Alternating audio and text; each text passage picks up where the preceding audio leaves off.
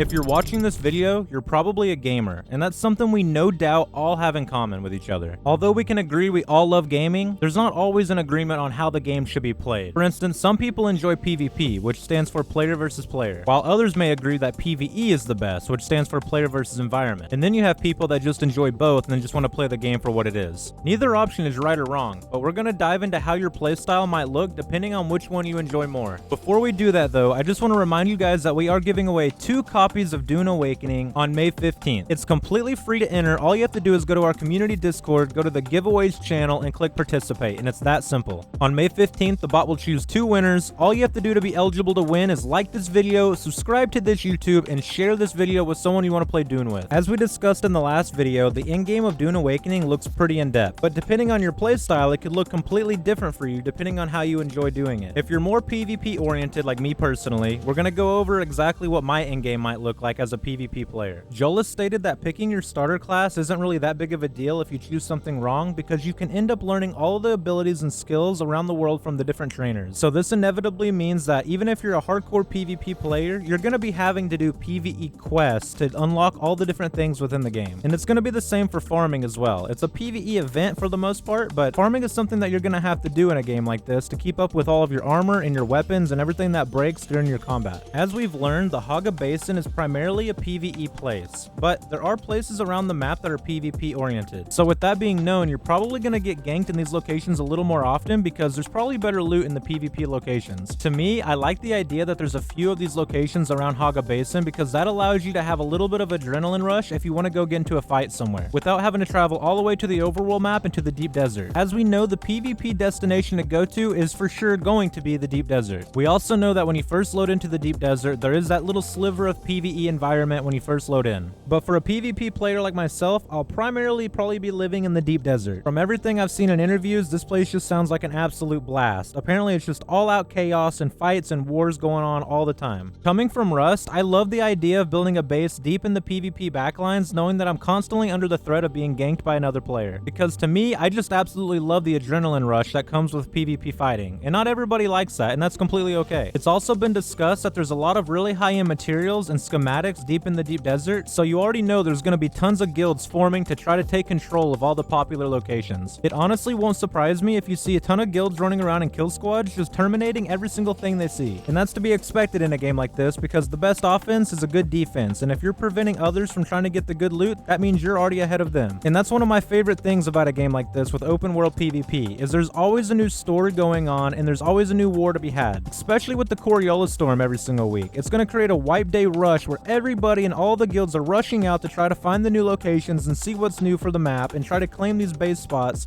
to prevent other people from getting there first. Now obviously we have the Landrat as an in-game loop, but for most PvP players, the in-game loop is literally just the fights that go on from guild to guild. And for me, this is what I'm personally looking for the most, is the constant feuds between rival guilds. Again, there is higher loot out in the deep desert as well, so I would also be farming up a ton of the higher end loot and the higher end schematics to try to bring back to my guild. As a person that enjoys PvP, I obviously wouldn't be too scared to be running around in the deep desert, so I would also feel like it's my duty to supply the marketplace with higher end resources that a PvEer may not want to get themselves. And this is why I really think that a game like this has a really cool concept where you have PvE and PvP combined, because say you have a guy that enjoys PvE but doesn't have a desire to engage in PvP, he could hire a person like me who enjoys going out in the deep desert to get whatever resource he's after for a small fee. Or he could just buy it from the marketplace if there's enough supply. Another thing I'm looking forward to in the deep desert is the base raiding. Joel did state that base raiding wasn't going to be a huge part of this game, but he also did mention that if a sandstorm goes over your base, it's going to be raidable for a short duration. So I'm really looking forward to the constant battles that go on between guild to guild, and obviously this is all located within the deep desert. Now obviously the Landrat, as mentioned before, is the major in-game loop, so if you're primary into PvP, you might be focusing on the PvP portions of the Landrat for your overall faction. Now for my PvEers, complete respect to you guys because you guys play the game on a completely different level. Like I said, I came from Rust, so I have people in my guild that don't like PvP and just PvE a lot, and man, I don't think we could get by without them. If you're coming into this game as a pure PvE player and have literally zero desire to PvP, it is completely possible to do that. Every single quest in the game can be completed in PvE, and from everything I've learned, there are absolutely tons of quests for you guys to do. You could come into this game as a complete casual player with no desire to PvP, farm up supplies, build a really nice base, do all the quests completely on on your own time, all without having to worry about being attacked by a single person. As if that content isn't a lot, you guys are going to be by far the most valuable resource for the Landrad. And as we know, winning the Landrad is going to provide huge perks for your overall faction for an entire week, so that is a lot of power in your hands. Joel stated that one of the items on the bingo board for Landrad could include just submitting like 50 ornithopters, so that can mean for a week you are literally just an ornithopter production unit. And that was just one example that he gave. If there's 25 tiles on the bingo board, that means you could choose from all the different things you want to do and think that you could complete as a PvE player. And although you're not competing in the actual giant wars out in the deep desert with PvP, you're still contributing a huge amount to the overall faction Landrad. And speaking of the giant PvP wars happening in the deep desert, all these guilds are going to need an awesome PvE guild to help support them in their endeavors. This could mean that you find a really poppin' PvP guild and tell them that, hey, I'm going to work with you guys and I'll supply all the PvE stuff you need if you supply all the PvP stuff that I need. And this is why I think this is a really cool concept, that you have all the players working together and helping each other versus just splitting up your PvE and your PvP players into completely separate servers. And you could also look at it this way. Say you're a PvE player and you have no desire to PvP. Who knows? Months down the road, you might want to dip your toes in it and just see what it's like. Well, since it's been there the whole time, you'll have the option to just simply go and try it instead of having to start over fresh on a PvP server. And I see a lot of other comments on other YouTube videos of people saying that some content shouldn't be blocked behind a PvP wall. And while I see where you're coming from, I kind of have to disagree, because I feel like this introduces a whole other social aspect to the game. Because just like in real life, you're not going to like every single person you come across, and you may have to work out and find other strategies to get to the thing that you want most, whether that be trading or alliancing, or say you even like pay off another PvP guild to attack the guild that is preventing you from doing what you're trying to do. I just feel like it opens up so many different opportunities for just insane storylines and things to happen naturally in the game that just couldn't happen in any other game.